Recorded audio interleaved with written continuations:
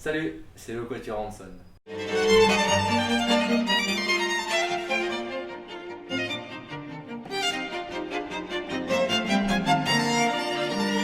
On a commencé à faire du quatuor il y a maintenant 6 ans, quand on s'est rencontrés quand on était étudiants au Conservatoire de Paris.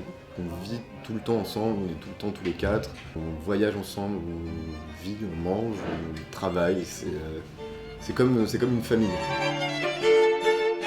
Et on arrive encore à se supporter au bout de 6 ans, et ça, c'est quand même un bel exploit.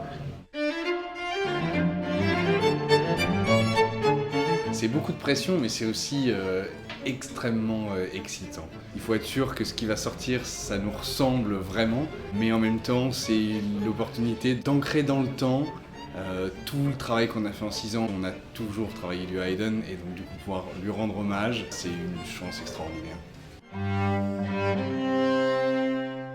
On a voulu créer un opus panorama de Haydn qui représentait notre vision du compositeur. C'est notre compagnon de route depuis le début de la formation du Quatuor. On a vraiment fait un voyage tout au long de sa vie. Le titre de ce disque est All Shall Not Die. C'est la traduction anglaise de Non Omnis Moriar. C'est l'épitaphe qui est sur la tombe de Joseph Haydn à Vienne. Les œuvres d'art ne meurent jamais, et encore plus particulièrement dans le cas de la musique. C'est aussi presque un espèce de pied de nez qu'il fait à la mort en disant que même s'il s'en va finalement, son œuvre perdurera dans le temps. Haydn, c'est pas chiant car il y a un vrai côté improvisatoire dans sa musique. On peut vraiment être libre et varier beaucoup de choses pendant les concerts, que ce soit au niveau des nuances, des caractères. Il y a plein de portes de sortie différentes et qui nous laissent énormément de liberté. Il y a tellement de choses diverses qu'on peut pas s'ennuyer dans cette musique.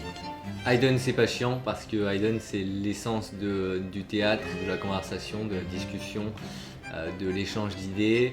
On a tout ça dans un microcosme, et à chaque quatuor, il faut à chaque fois refaire le monde avec trois personnes, et c'est toujours un plaisir renouvelé. C'est une musique qu'on peut qualifier d'actuelle de par le message et les émotions qu'il véhicule. La joie, la tristesse, le rire, la surprise, et ça en fait un compositeur et une musique géniale.